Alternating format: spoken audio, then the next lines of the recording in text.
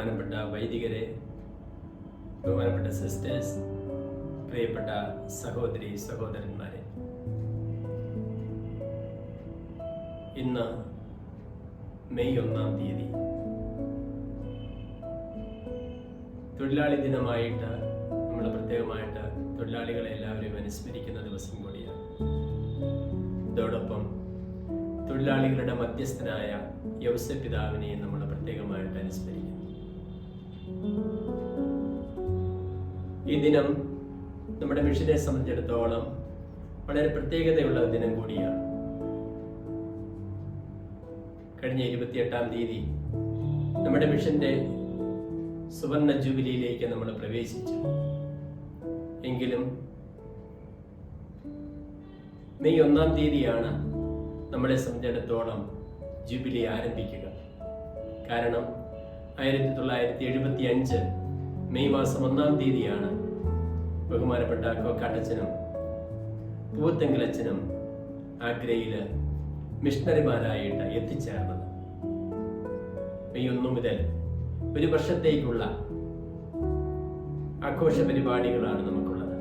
ഈ ആഘോഷങ്ങൾ ഭൗതികമായ ആഘോഷങ്ങളെ കഴിഞ്ഞും ഉപരിയായിട്ട് ആത്മീയമായിട്ടുള്ള ആഘോഷമാണ് നമ്മുടെ ജീവിതത്തിൽ നടക്കേണ്ടത്. അതുകൊണ്ട് തന്നെ ആത്മീയവും അജപാലനപരവും സാമൂഹിക ക്ഷേമകരവുമായിട്ടുള്ള വിവിധ പദ്ധതികളാണ് നമ്മൾ ഈ വർഷത്തേക്ക് വിഭാവനം ചെയ്തിട്ടുള്ളത്. അതിൻ്റെ ഭാഗമായിട്ടാണ് നമ്മൾ വചനം പങ്കുവയ്ക്കുന്നത് ആരംഭിക്കുകയുമാണ്. അത് നമ്മുടെ അനുദിന ജീവിതത്തിൽ നമ്മൾ നിർവഹിക്കുന്ന ദൗത്യമാണ്, നിർവഹിക്കേണ്ട ദൗത്യവുമാണ്. എങ്കിലും വളരെ പ്രത്യേകമായിട്ട് നമ്മുടെ യൂട്യൂബ് ചാനലായ ദിദിമോസ് ചാനലിലൂടെ ഓരോ ദിവസത്തെയും വചനം പങ്കുവയ്ക്കുവാനായിട്ട് നമ്മൾ ആരംഭിക്കുകയുമാണ്. ആദ്യമായിട്ട് നമുക്ക് ഈ മിഷനെയും മിഷണറിമാരെയും പ്രത്യേകമായിട്ട് നന്ദിയോടെ കർത്താവിൻ്റെ സന്നിധിയിൽ അനുസ്മരിക്കാം. അതോടൊപ്പം തന്നെ ഇവിടെ ശുശ്രൂഷ ചെയ്ത് കടന്നുപോയ എല്ലാവരെയും അനുസ്മരിക്കാം. കർത്താവിൻ്റെ സന്നിധിയിലേക്ക് യാത്രയായ ബഹുമാനപ്പെട്ട വൈദികരെ 3 പേരെയും നമുക്ക് പ്രത്യേകമായിട്ട് അനുസ്മരിക്കാം. അതോടൊപ്പം ഈ മിഷന്റെ ആരംഭത്തിന് നേതൃത്വം കൊടുത്ത അഭിവന്യ പിതാക്കന്മാരെയും മറ്റു വൈദികരെയും സമർപ്പിതരെയും അൽമായ വിശ്വാസികളെയും എല്ലാം നമുക്ക് അനുസ്മരിക്കാം. നാളത്തെ സുവിശേഷത്തെക്കുറിച്ചും ലേഖനത്തെക്കുറിച്ചും നമ്മൾ ചിന്തിക്കുമ്പോൾ നമ്മൾ ഉയിർപ്പ് കാലത്തിന്റെ 5-ാമത്തെ ആഴ്ചയിലേക്ക് പ്രവേശിച്ചു. നാളെ നമ്മുടെ അനുദിന ജീവിതത്തിൽ ഏറ്റവും പ്രസക്തമായ 2 ചിന്തകളാണ് ലേഖന ഭാഗവും സുവിശേഷ ഭാഗവും പങ്കുവയ്ക്കുന്നത്. പൗലോസ്ലീഹ ലേഖനത്തിൽ ഓർമ്മപ്പെടുത്തുന്ന ഒരു കാര്യം, ജീവിതത്തിൽ ഏത് സാഹചര്യത്തിലും സംതൃപ്തിയോടെ ജീവിക്കുവാൻ എനിക്ക് സാധിക്കും എന്നുള്ള കാര്യമാണ്. കർത്താവിന്റെ പ്രഘോഷകരും വചനത്തിന്റെ സാക്ഷികളുമായിട്ടുള്ള എല്ലാവർക്കും ആവശ്യമായിട്ടുള്ള ഒരു കാര്യമാണ് ആയിരിക്കുന്ന സാഹചര്യത്തിൽ നൽകപ്പെടുന്ന ഉത്തരവാദിത്വം വിശ്വസ്തയോടെ പൂർത്തീകരിച്ചുകൊണ്ട് സംതൃപ്തിയോടെ ജീവിതം നയിക്കുക എന്നുള്ളത്.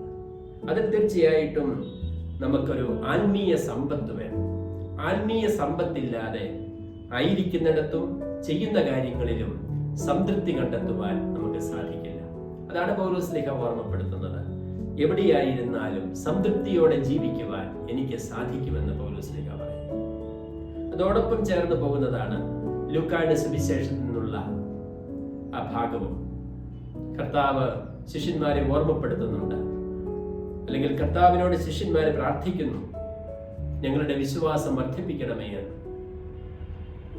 വിശ്വാസം എൻ്റെ ജീവിതത്തിന് അർത്ഥം തരുന്നുവെന്ന് ബെനഡിക്റ്റ് മാർപ്പാപ്പായും പറയുന്നുണ്ട്. അപ്പോൾ എപ്രകാരമാണ് വിശ്വാസം നമ്മുടെ ജീവിതത്തിന് അർത്ഥം തരുന്നത്, ലക്ഷ്യം തരുന്നത്? നമ്മുടെ ജീവിതത്തിലെ തീരുമാനങ്ങളിൽ, നമ്മുടെ ജീവിതത്തിലെ തെരഞ്ഞെടുപ്പുകളിൽ സുവിശേഷത്തിനനുസരിച്ച്, കർത്താവിന്റെ പ്രബോധനത്തിനനുസരിച്ച് തീരുമാനങ്ങളും തെരഞ്ഞെടുപ്പുകളും നടത്തുവാൻ സാധിക്കുമ്പോഴാണ് വചനവും കർത്താവിനുള്ള വിശ്വാസവും എനിക്ക് അർത്ഥം തരുന്നുവെന്ന് പറയുവാൻ സാധിക്കുകയുള്ളൂ. അതോടൊപ്പം തന്നെ കർത്താവ് കൂട്ടിച്ചേർക്കുന്ന കാര്യമാണ് ഓരോരുത്തരും ദൗത്യം നിർവഹിക്കുക. ഒരു ദാസന്റെ ഉപമയാണ് കർത്താവോട് പറയുക. നമുക്ക് ശുശ്രൂഷ ചെയ്യുന്ന ദാസന്റെ കാര്യം തന്നെ. ആ ദാസൻ തന്റെ ദൗത്യം നിർവഹിക്കുന്നു.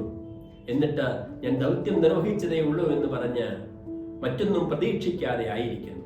ഇത് തന്നെയാണ് സുവിശേഷകന്റെ വലിയ മാതൃകയാകേണ്ട കാര്യം. വചനം പ്രഘോഷിക്കുക, ജീവിത സാക്ഷ്യത്തിലൂടെ വചനത്തിന് ഫലം പുറപ്പെടുവിക്കുക, ഒപ്പം ഈ ദൗത്യം നിർവഹിക്കുന്നതിൽ മറ്റൊന്നും പ്രതീക്ഷിക്കാതിരിക്കുക.